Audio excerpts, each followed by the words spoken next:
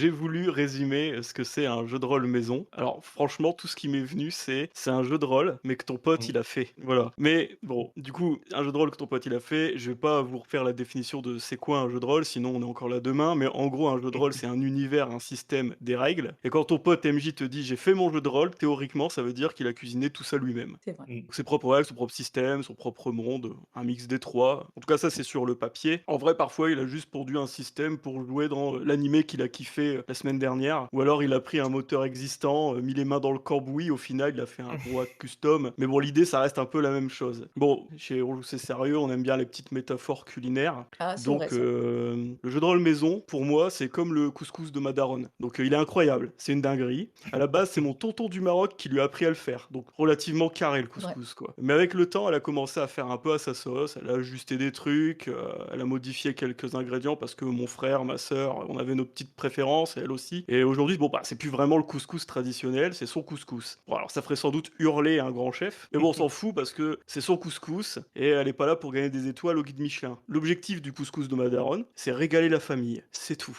Ah, pour moi, le jeu de rôle maison, c'est un peu ça. C'est le jeu de rôle pour régaler sa table. C'est ma définition. Alors, je sais pas si elle vous convient, les gars, vu que vous avez quand même plus l'expérience du jeu de rôle maison, mais J'ai une définition légèrement différente. Je rejoins Ah, sur beaucoup de points que tu as dit. Il y a une nuance qui est importante. Pour moi, le JDR maison, c'est le DR que tu aimes JT et que tu Ouais, mojas. Et le système que tu voudrais jouer toi. mmh. exactement et j'allais y venir, justement. Parce que les jeux de rôle que j'ai créés à chaque fois, c'est des systèmes, moi, qui me font envie et qui, m'intéresseraient à avoir en joueur. Oui, Moi, le homebrew, clairement. vraiment, c'est quand ton MJ, il arrive, il dit, j'ai écrit mon univers et mes règles. Et là, tu te dis, ok, donc, oui. soit ça va être bien pendant 3 heures, soit ça va être pas terrible pendant 6 heures. Parce que, autant tu fais une partie de Donjons et Dragons, t'aimes pas, tu peux chier sur la licence, y a aucun problème. Mmh. Tu fais une partie avec ton pote qui a fait le jeu, tu peux pas trop chier sur ce qu'il a fait, parce que si tu veux pas t'embrouiller avec, c'est plus compliqué. Du coup, moi aussi, j'avais fait ma petite, métaphore culinaire, hein, je sais pas, en ce moment, on est dans la bouffe. C'est comme ça ici. Donc, c'est comme si on p vous proposait un plat dont personne n'a encore goûté la recette et forcément, on hésite à y plonger sa cuillère. Pour moi, c'est un peu ça, un jeu homebrew, voilà. On vous propose un plat, personne n'a encore goûté, tu es là, tu es en train d'hésiter, tu fais: